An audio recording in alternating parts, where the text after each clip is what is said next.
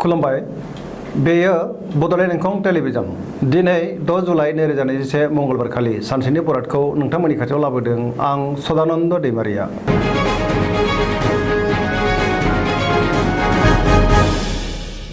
सिगां फरायथिनो लादों मेष राशि गिबि हांखो अ ल। दिनैनि साना जोबोर मोजां, गोसोखौ जोबोर गोजोननाय मोनगोन, गोसोनि बोलोआ बांगोन, देहाया दिनै मोजाङै थागोन, मोननो गोनां धोनखौ दिनै मोननो हागोन, रांखावरियाव जोबोर मोजां होनजायो, आरजिनाय धोनखौ दोनथुमनो हागोन, आयआ बांगोन, गोबां धोन आरजिनोबो हागोन, बेफार फालांगियाव मोजां मुलाम्फा मोननो हागोन, मावनो लानाय खामानिखौ थि समावनो आरो गोरलैयैनो मावफुंनो हागोन, न'खराव बिसि फिसायनि गेजेराव अनलायनाय फैगोन, समाजाव मान मोनगोन, बयनिबो गोसोखौ दिनै जै खालामनो हागोन, लाइमोनफोरनि गोसोआ दिनै जोबोर रमान्टिक जागोन आरो गावबा गावनि गोसोनि साननायखौ फोरमायलायनोबो हागोन। गोसोनि साननाय आरो लुबैनायफ्रा जाफुंगोन, जेरावखि थाङा मानो मोजाङैनो दावबायनो हागोन आरो मोजाङैनो हान्थिनो हागोन, गुबुनजों बाख्नायजानानै गोसोखौ दिनै जोबोर गोजोननाय मोनगोन, गोबां खामानि मावनो गोसो दुंखांगोन, फरायसाफ्रा फरायनायाव मोजां फिथाइ मोनगोन आरो फरायनो गोसो दुंखांगोन, सरासनस्रायै दिनै साना जोबोर मोजां आरो मोजाङैनो बारग'लांगोन।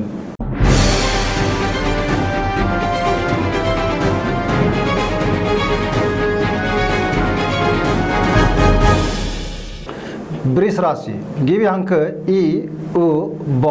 दिनैनि साना जोबोर मोजां, गोसोनि साननाय आरो लुबैनायफोरा जाफुंसारगोन, गोसोखौ दिनै जोबोर गोजोननाय मोनगोन, मावनो लानाय खामानिखौ थि समावनो आरो गोरलैयैनो मावफुंनो हागोन, रांखावरियाव जोबोर मोजां होनजायो, आरजिनाय धोनखौ दोनथुमनो हागोन, बेफार फालांगियावबो जोबोर मोजां मुलाम्फा मोनगोन, आयआ बांगोन, न'खराव बिसि फिसायनि गेजेराव अनलायनाय फैगोन, बिदा फंबायनि हेफाजाब मोनगोन, बिमा बिफानि अननाय आरो बोर मोनगोन, देहाया दिनै मोजाङै थागोन, अब्लाबो जानाय लोंनायाव सांग्रां जानाया गाहाम, जायखि खामानि मावा मानो दिनै मोजाङैनो मावफुंनो हागोन, न'खराव बिसि फिसायनि गेजेराव मोजां सोमोन्दो थागोन, सोरबा लोगोनिफ्राय मोजां खौरां मोनगोन, सेंग्रा सिख्लाफ्रा जोबोर रमान्टिक जागोन आरो गावबा गावनि गोसोनि साननायखौ फोरमायलायनोबो हागोन। सरासनस्रायै दिनै साना जोबोर मोजां आरो मोजाङैनो बारग'लांगोन।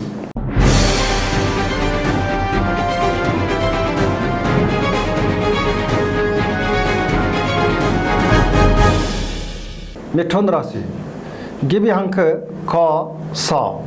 दिनैनि साना जोबोर मोजां, सोरजोंबा बाख्नायनानै गोसोखौ दिनै जोबोर गोजोननाय मोनगोन, सोरबा लोगोनिफ्राय मोजां खौरां मोनगोन, देहाया दिनै मोजाङै थागोन, अब्लाबो जानाय लोंनायाव सांग्रां जानाया गाहाम, रांखावरियाव मोजां, मोननो गोनां धोनखौ दिनै मोननो हागोन, बेफार फालांगियाव जोबोर मोजां मुलाम्फा मोनगोन, न'खराव अनलायनाय फैगोन, गोसोनि बोलोआ बांगोन, बिदा फंबायजों मोजां सोमोन्दो थागोन, बिमा बिफानि अननाय आरो बोर मोनगोन, गोसोनि साननायफोरा जाफुंगोन, लाइमोनफोरनि गोसोआ दिनै जोबोर रमान्टिक जागोन आरो गावबा गावनि गोसोनि साननायखौ फोरमायलायनोबो हागोन, धोरोमारि बिथिङाव गोसो दुंखांगोन, फरायसाफ्रा फरायनायाव मोजां फिथाइ मोननो हागोन।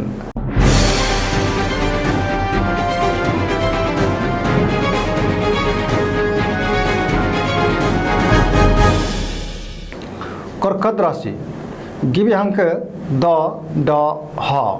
दिनैनि साना जोबोर मोजां, समाजाव गोबां मान मोनगोन, बिसि फिसायनि गेजेराव मोजां सोमोन्दो थागोन, मावनो लानाय खामानिखौ थि समावनो आरो गोरलैयैनो मावफुंनो हागोन, रांखावरियाव जोबोर मोजां होनजायो, मोननो गोनां धोनखौ दिनै मोननो हागोन, आरजिनाय धोनखौ दोनथुमनो हागोन, बेफार फालांगियाव जोबोर मोजां मुलाम्फा मोनगोन, देहाया दिनै मोजाङै थागोन, गुबुननि हेफाजाब मोनगोन, न'खराव बिसि फिसायनि गेजेराव अनलायनाय फैगोन, बिदा फंबायनि हेफाजाबखौ दिनै मोननो हागोन, बिमा बिफानि अननाय आरो बोरखौबो मोनगोन, फरायसाफ्रा फरायनायाव मोजां फिथाइ मोनगोन, बहानिफ्रायबा मोजां खौरां फैगोन, गुबुनजों गोरोबनो रोंगोन, लाइमोनफोरा जोबोर रमान्टिक जागोन, सरासनस्रायै दिनैनि साना जोबोर मोजां आरो मोजाङैनो बारग'लांगोन।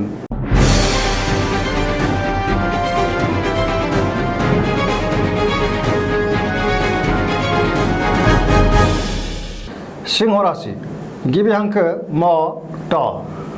दिनैनि साना जोबोर मोजां, गोसोनि बोलोआ बांगोन, पजिटिभ एनार्जिनि गोहोम गोग्लैगोन, गोसोखौ जोबोर गोजोननाय मोनगोन, मावनो लानाय खामानिखौ थि समावनो आरो गोरलैयैनो मावफुंनो हागोन, रांखावरियाव जोबोर मोजां होनजायो, बेफार फालांगियावबो जोबोर मोजां मुलाम्फा मोननो हागोन, नाथाय सोरबाया खहा खालामनो नाजागोन, सांग्रां जानाया गाहाम, गोसोनि बोलोआ बांगोन, गोबां खामानि मावनो गोसो दुंखांगोन, बबेबा गोदान खामानिखौ दिनै जागायजेननो हागोन, गोसोनि साननायफ्रा जाफुंगोन, समाजाव मान मोनगोन, न'खराव बिसि फिसायनि गेजेराव अनलायनाय फैगोन, लाइमोनफोरनि गोसोआ दिनै जोबोर रमान्टिक जागोन आरो बहानिफ्रायबा मोजां खौरां मोनगोन।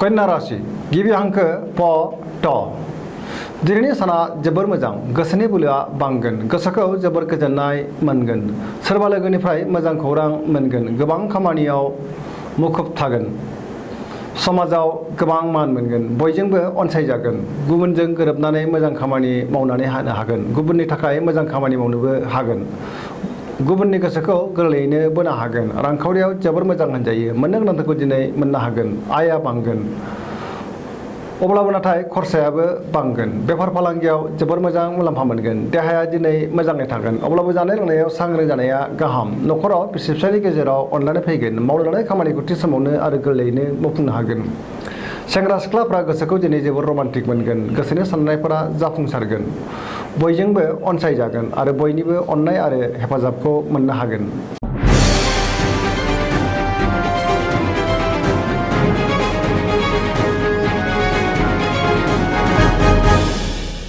तुला राशि गिबि हांखो र ट दिनैनि साना जोबोर मोजां गोसोनि बोलोआ बांगोन गोसोखौ जोबोर गोजोननाय मोनगोन गोसोनि साननायफ्रा जाफुंगोन मावनो लानाय खामानिखौ थि समावनो आरो गोरलैयैनो मावफुंनो हागोन सिगांनि बबेबा आद्रा खामानिखौबो मावफुंनो हागोन देहाया दिनै मोजाङै थागोन रांखावरियाव जोबोर मोजां होनजायो आरजिनाय धोनखौ दोनथुमनो हागोन मोननो गोनां धोनखौबो दिनै मोननो हागोन न'खराव बिसि फिसायनि गेजेराव अनलायनाय फैगोन समाजाव गोबां मान मोनगोन बेफार फालांगियाव मोजां मुलाम्फा मोननो हागोन लोगोफोरनि हेफाजाब मोनगोन सोरबा आगुनि लोगोजों बहाबा लोगो मोनलायगोन सिगांनि आद्रा खामानिखौबो दिनै मोजाङैनो मावफुंनो हानानै गोसोखौ जोबोर गोजोननाय मोनगोन गोसोआ दिनै जोबोर रमान्टिक जागोन बयनिबो अनसायनाय आरो हेफाजाबखौ मोनगोन।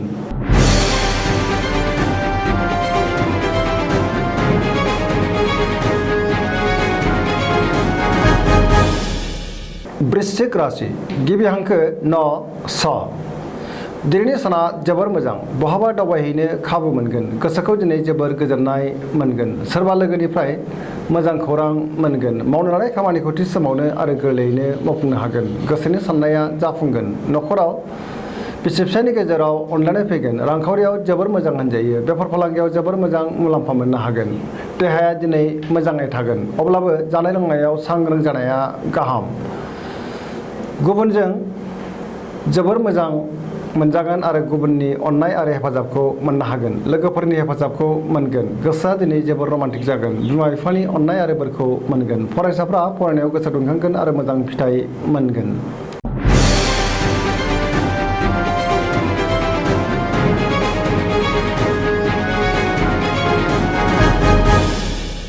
धनु राशि गिबि हांखो ढ फ भ दिनैनि साना जोबोर मोजां गोसोखौ जोबोर गोजोननाय मोनगोन सोरबा लोगोआ हेफाजाब खालामनो नाजागोन गोबां मोजां खाबु फैगोन मावनो लानाय खामानिखौ थि समावनो आरो गोरलैयैनो मावफुंनो हागोन गोसोनि साननायफोरा जाफुंगोन रांखावरियाव जोबोर मोजां होनजायो बेफार फालांगियाव जोबोर मोजां मुलाम्फा मोनगोन रांखावरियाव मोजां समाजाव गोबां मान मोनगोन देहाया दिनै मोजाङै थागोन न'खराव अनलायनाय फैगोन फरायसाफ्रा फरायनायाव गोसो दुंखांगोन आरो मोजां फिथाइ मोननो हागोन लाइमोनफोरा मोजां खौरां मोनगोन गुबुननि अनसायनाय मोनगोन सोरजोंबा बाख्नायजागोन।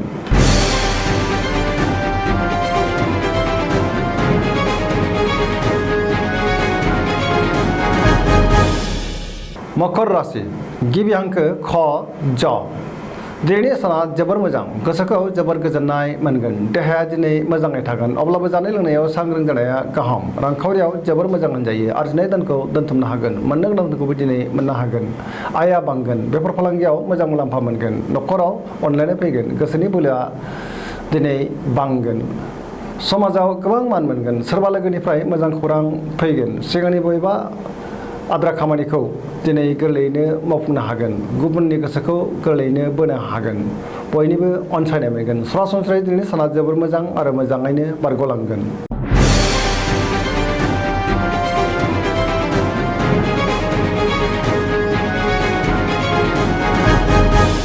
कुम्भ राशि गिबि हांखो ग स स दिनैनि साना मोजां आरो गाज्रिनि गेजेरजों बाबेनलांगोन गोसोखौ जोबोर उसुखुथु मोनगोन गोबां मोजां खाबु फैगोन अब्लाबो नाथाय खाबु लानो रोंनाय नङा।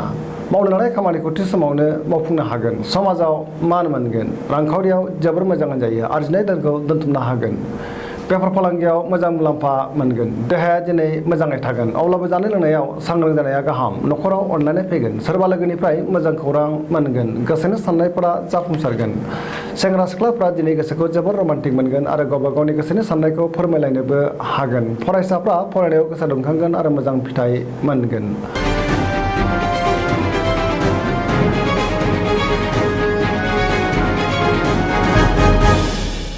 मीन राशि गिबि हांखो ड स। दिनैनि साना मोजां आरो गाज्रिनि गेजेरजों बाबेनलांगोन। बहाबा दावबायहैनो एबा हान्थिनो खाबु मोनगोन। गोसोखौ जोबोर उसाव-बादाव मोनगोन। गुबुननि हेफाजाबाव गोबां मुलाम्फा खालामनो हागोन। गोसोनि साननायफोरा नाथाय देबार नांगोन। गावनि गोसोनि साननायखौ गुबुननो फोरमायनो हागोन। देहाया दिनै मोजाङै थागोन। अब्लाबो नाथाय जानाय लोंनायाव सांग्रां जानाया गाहाम। रांखावरियाव जोबोर मोजां होनजायो। मोननो गोनांखौ दिनै मोननो हागोन। बेफार फालांगियाव जोबोर मोजां मुलाम्फा मोनगोन। न'खराव बिसि फिसायनि गेजेराव अनलायनाय फैगोन।